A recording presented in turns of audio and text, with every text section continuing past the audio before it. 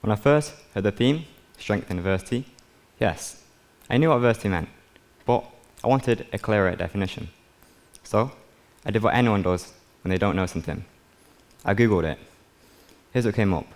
Adversity, a difficult or unpleasant situation. And yes, that's true. Adversity is the problems and struggles that we face in life. But to me, this definition felt shallow, because adversity isn't just discomfort. It's a test of character, a question of how we respond. So, given this, I wanted to write my own definition. Adversity, the struggle that tests our character. And after comparing the two, I realized something important I'd overlooked. Adversity isn't a burden or a punishment. It's a gift. Maybe it's a way in which God challenges our weakness, preparing us for the future obstacles we now have the strength to overcome. And the truth is, this strength isn't built in comfort or ease. It's not built in the absence of challenge or complacency. It's built in the moments of uncertainty, when hope feels distant, but you keep moving forward anyway. But I didn't always understand this. I hadn't yet seen what it really means to persevere to something, to keep going as everything else is stacked against you, where it would be easier to give up. But for me, the clearest example of that kind of perseverance was my mom. To put simply, my mom has always been the type of person to put others before herself, the type to carry without complaint, observant in every detail of mine and my brother's lives, even at times to see into her own detriment. She's the same person who made sure we had everything, even as we had nothing.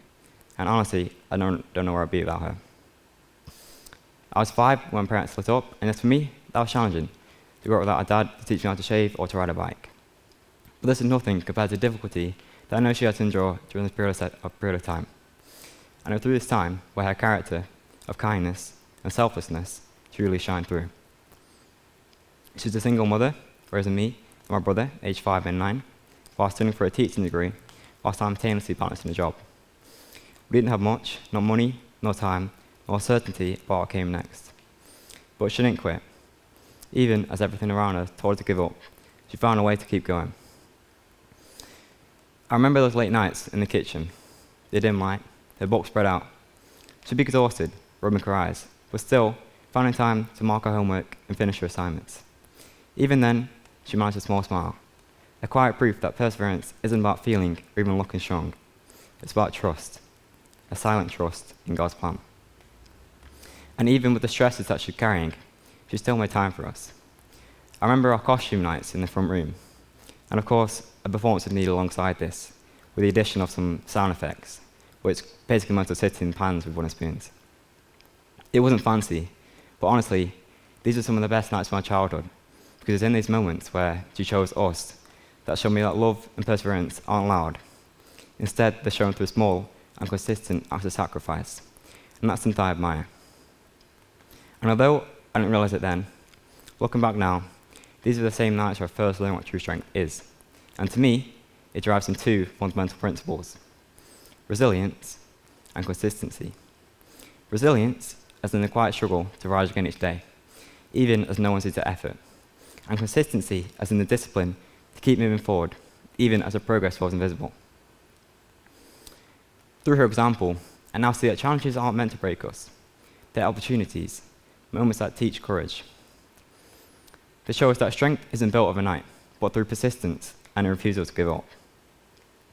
Seeing this every day showed me that perseverance isn't about achievement, it is about persistence, showing up again and again.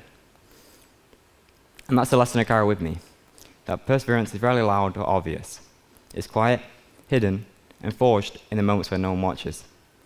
When the path ahead is unclear, but you keep moving forward anyway. But knowledge and application are 2 different things. Because it's one thing to observe perseverance, to see it in someone else, and another thing entirely to experience perseverance. For a long time, I thought adversity was something that happens to other people. The stories we hear about where everything perfectly resolves. But the truth is, adversity finds all of us, whether big or small, significant or not. We all face moments that force us to dig deeper. And I think back to my mum, as a single mother raising me and my brother, how she faced every challenge head on, never giving up, show me what it means to keep moving forward despite the obstacle. And when I think about my own challenges, I realized that everything I know about facing fear comes out of watching her. She never ran from difficulty. She embraced it and made the most out of it. Without ever saying it, she taught me that courage isn't the absence of fear.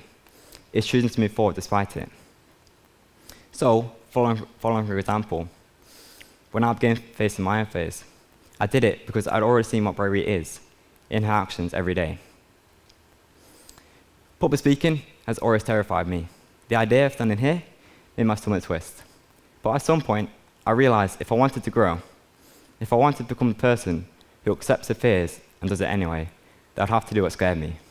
So, I started saying yes at every opportunity that I could, because now I know that whatever doesn't kill you simply makes it more interesting, adding another layer of depth to who you are.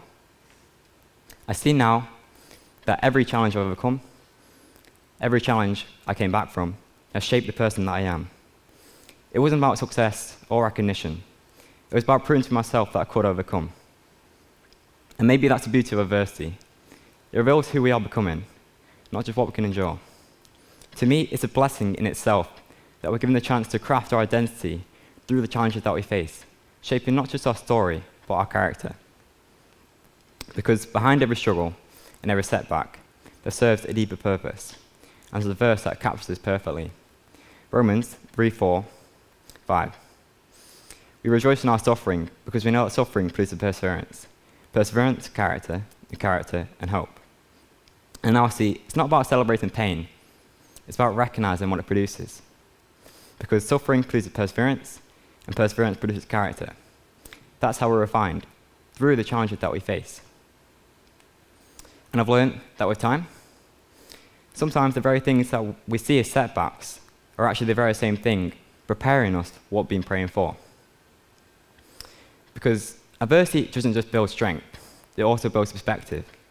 It allows you to appreciate things you haven't noticed before, the value of the people who stay beside you through the struggle, and to recognize progress. Because it's in the moments that scare us, that test us, where we see what we're truly made of. Maybe the reason we face storms isn't to break us, but to build in us the strength to stand through them. Because the same hand that allows the storm also teaches you how to stand in it. So today I can say to you, thank God for adversity, because without it, I wouldn't know the strength that was placed within me, and neither would you. Thank you.